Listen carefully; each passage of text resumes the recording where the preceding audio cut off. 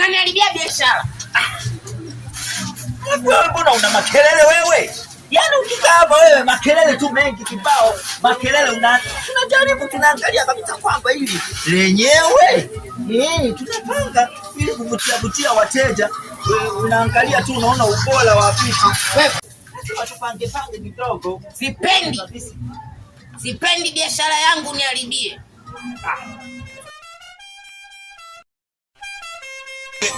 Nyanya shilingi ngapi? Nyanya? Yeah. Hizo 500. Wewe sio 500. Nyanya moja shilingi 10,000. Sasa mbona simuelewi? Nimuelewe nani sasa? Huyu ananiambia nyanya shilingi 500. Wewe ananiambia nyanya shilingi 10,000. Sasa hapa nimuelewe nani? Yaani hapo uliposhika hizo nyanya zote 30,000. Thank you. Hello. Sasa siacha mimi. Mimi nashinda kuelewa sasa hapa. Wewe usichokielewa tiki.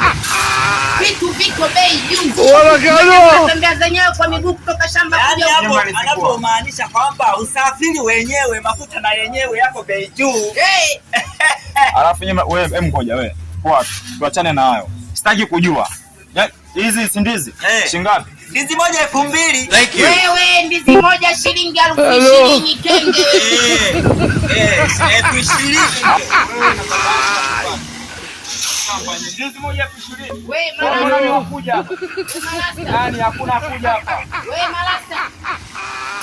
Umepanda. Wewe mzurula. Sema na wewe. Umepandisha sana.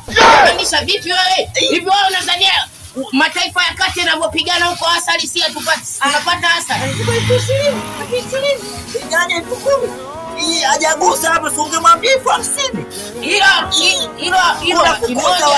Ilinganya nyama laki.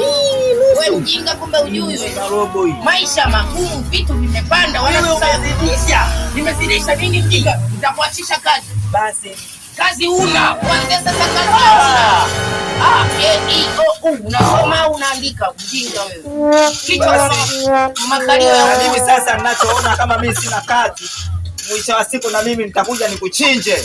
Wewe toka. Ndio. Toka. Nitakuchinja mimi. Usiniletee masala. Nakwambia wewe ukinifuatilia mimi nakuchinja wewe. Toka hapa mjinga wewe. Mbuzi kabisa wewe mjinga ni.